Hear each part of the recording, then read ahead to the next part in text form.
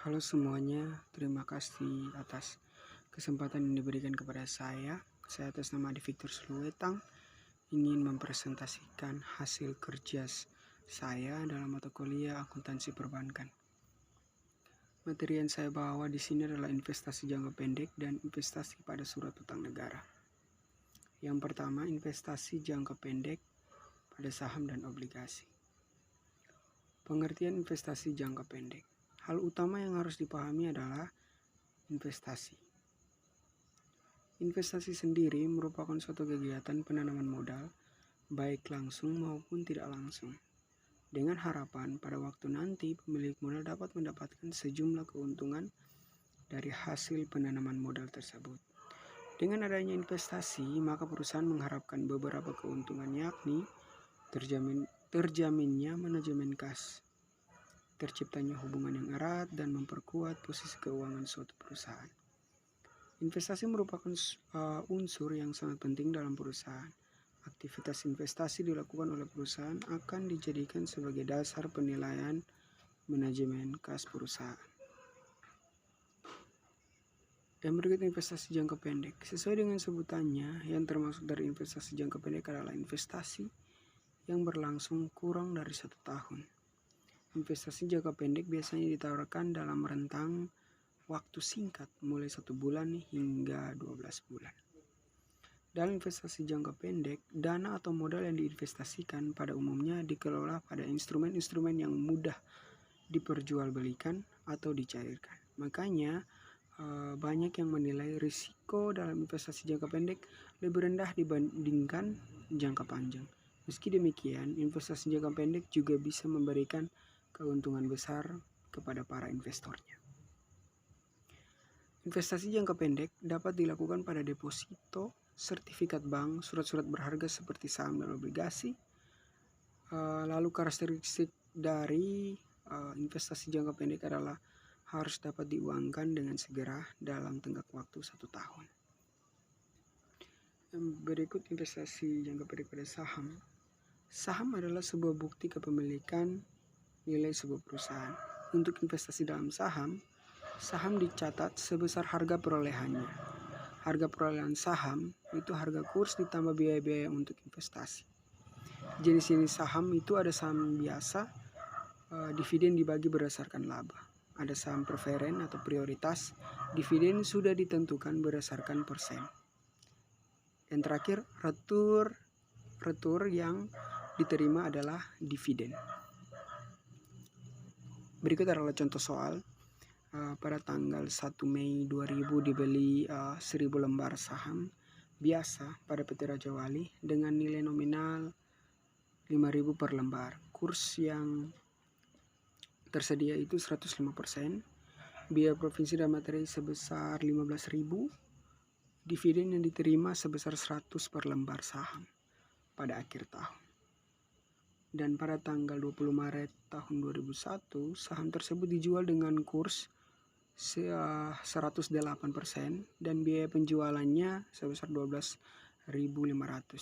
Untuk penyelesaiannya, di sini ada jurnal pada tanggal 1 Mei tahun 2000, investasi saham PT Raja Wali pada posisi debit sebesar 5.265.000, kas pada posisi kredit sebesar 5.265.000. Nah, dalam perhitungannya kita bisa lihat di sini perhitungan harga kurs di mana 105 dibagi 100 dikali 1000 per lembar saham dikali dengan nilai nominal sebesar 5.000 per lembar, maka menghasilkan 5.250.000. Untuk biaya provinsi dan materi sebesar 15.000.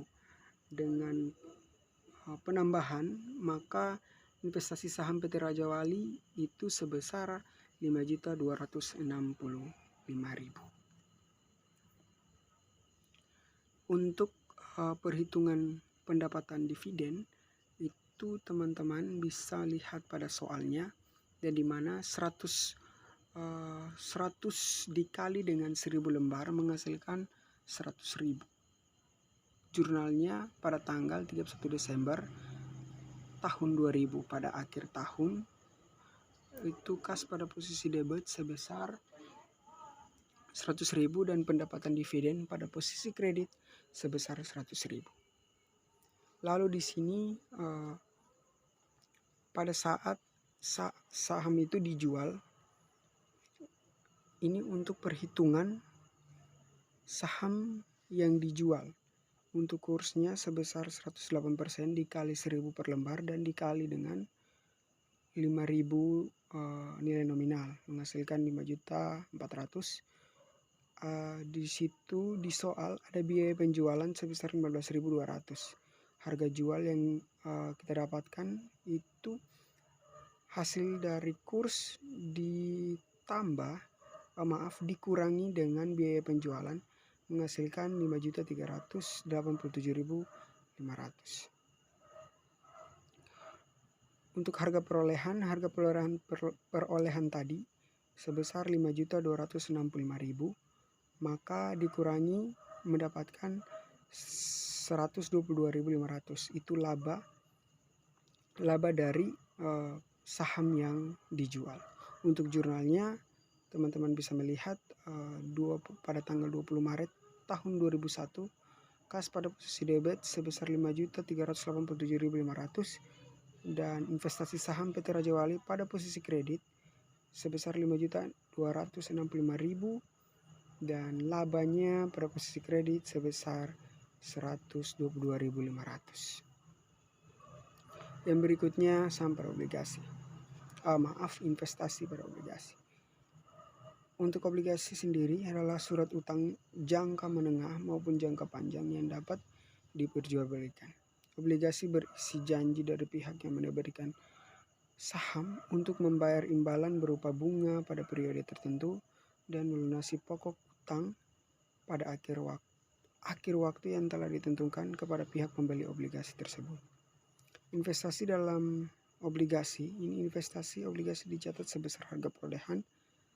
Harga perolehan sama dengan harga kurs ditambah biaya-biaya yang dikeluarkan. Yang berikut tarif bunga tetap sebesar yang tercantum dalam obligasi. Adapun bunga dihitung dari nilai nominal obligasi. Yang diterima dari hasil investasi adalah bunga jika pembelian investasi obligasi tidak pada tanggal pembayaran bunga timbul bunga berjalan.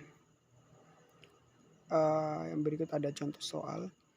Itu pada tanggal 1 Mei tahun 2000 dibeli 100 lembar obligasi PT Ramayana dengan nominal 100.000 per lembar. Kursnya 102%, bunganya 12% dan pembayaran bunga dilakukan tiap tanggal 1 Mei dan 1 November. Biaya yang dikeluarkan untuk investasi itu biaya provisi dan materi sebesar 10.000.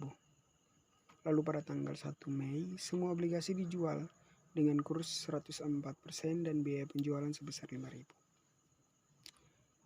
Penjelasan seperti tadi, penyelesaian investasi obligasi PT Ramayana itu pada tanggal 1 Mei tahun 2000 pada posisi debit 10.210 dan kas di posisi kredit sebesar 10.210. Ini didapatkan dari perhitungan nominal itu 100 lembar obligasi dikali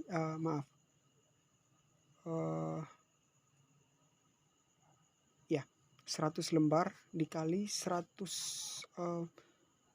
per lembar nilai nominal menghasilkan 10 juta. Kursnya itu 102 dibagi 100 dikali dengan 10 juta dari nilai nominal yang tadi didapatkan.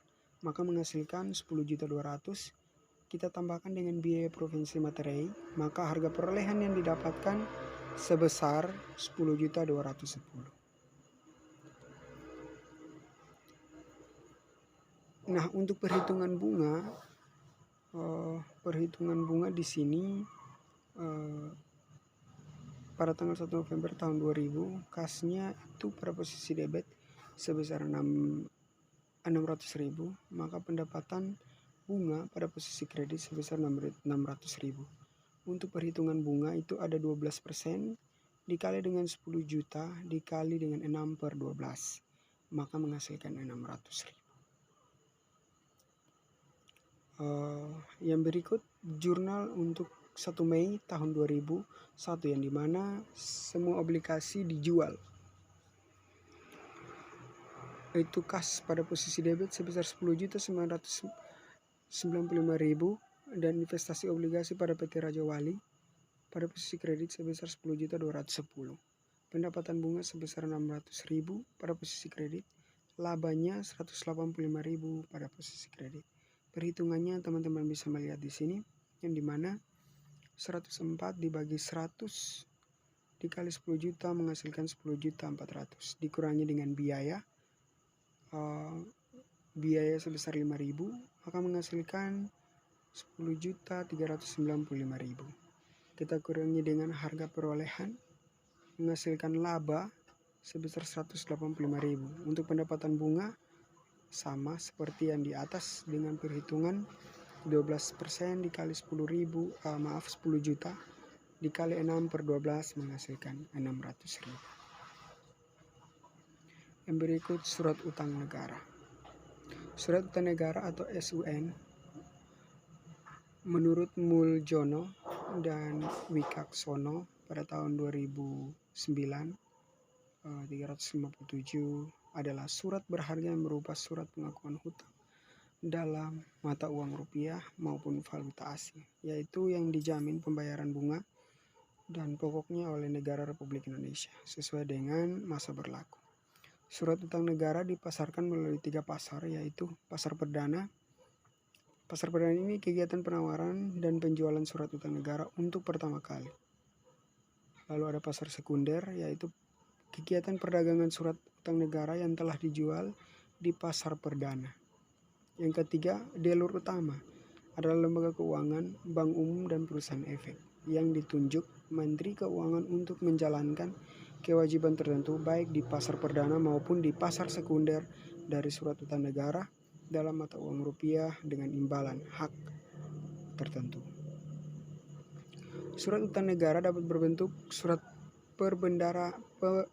perbendaharaan negara, yang dimana merupakan surat berharga yang diterbitkan dan digunakan oleh pemerintah sebagai salah satu instrumen kebijakan untuk membiayai anggaran pendapatan dan belanja negara (APBN). Surat perbendaharaan negara yang selanjutnya disebut SPN adalah surat hutang negara yang berjangka waktu paling lama 12 bulan dengan pembayaran bunga secara diskonto. Diskonto SPN adalah selisih lebih antara nilai nominal yang akan diterima pada saat jatuh tempo dengan nilai tunai yang dibayar, tidak termasuk pajak bunga secara diskonto. Yang berikut obligasi negara. Obligasi negara adalah surat utang negara yang berjangka waktu lebih dari 12 bulan yang dapat dengan kupon atau tidak, atau dengan pembayaran bunga secara diskonto.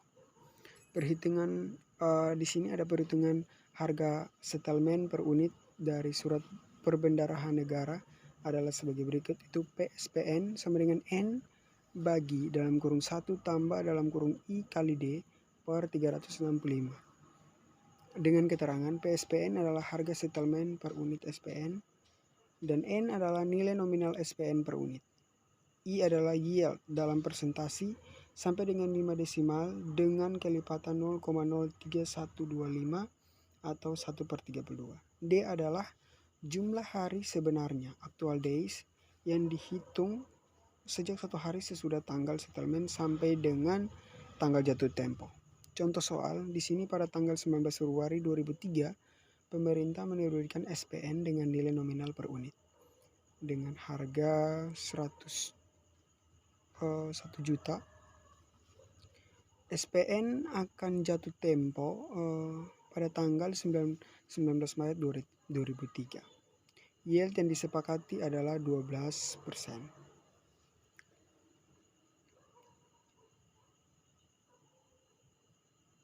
D-nya itu 28, yaitu dihitung sejak 20 Februari 2003, dihitung seperti berikut. Penyelesaian PSPN di sini 1 juta dibagi dalam kurung 1 tambah dengan 12% dikali dengan 28/365 menghasilkan 990.878.000.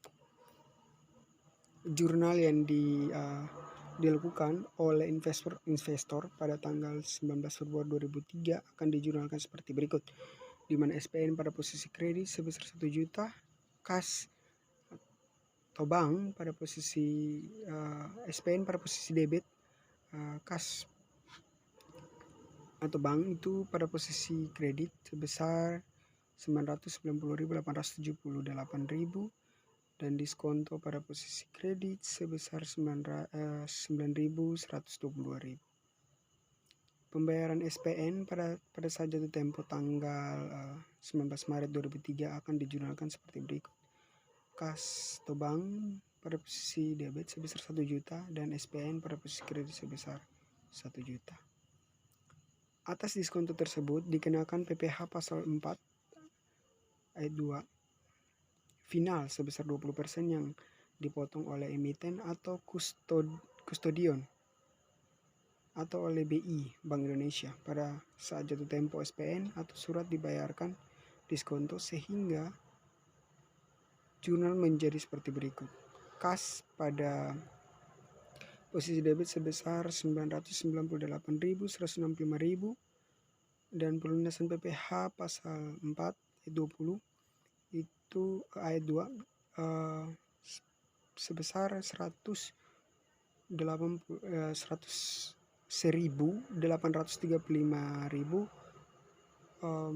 dan terakhir SPN pada posisi kredit sebesar 1 juta. Yang berikut tujuan penerbitan surat utang negara. Di sini penerbitan surat utang tersebut memiliki 3 tujuan, yang dimana penjelasannya yang pertama, membiayai anggaran pendapatan dan belanja negara APBN. Modal yang didapatkan dari surat utang bisa digunakan untuk membiayai anggaran pendapatan dan belanja negara setiap tahunnya. Yang kedua, menambal kekurangan kas jangka pendek. Kas negara untuk jangka pendek bisa mengalami kekurangan saat proses pembangunan negara. Agar tidak menimbulkan masalah yang besar, surat utang bisa menambal kekurangan tersebut sehingga pembangunan negara tetap berjalan. Yang ketiga, mengatur portofolio utang negara. Surat utang juga diterbitkan dengan tujuan untuk mengatur portofolio utang negara. Selain dengan tujuan, ada manfaat penerbitan surat utang negara. Di samping tujuan, terdapat 3 manfaat penerbitan surat utang ini. Antara lain, yang pertama instrumen fiskal, yang dimana surat utang bisa menggali potensi sumber pembiayaan APBN yang lebih besar dibandingkan investasi pasar modal. Yang kedua, instrumen investasi, di mana surat utang negara adalah instrumen investasi yang relatif bebas risiko gagal bayar dan memiliki potensi keuntungan dalam pasar sekunder. Yang ketiga, instrumen pasar keuangan, yang dimana surat utang juga mampu meningkatkan kekuatan stabilitas sistem keuangan serta bisa dijadikan patokan untuk menentukan nilai instrumen yang lain. Baik, sekian dari hasil presentasi dari saya. Atas perhatiannya saya ucapkan terima kasih.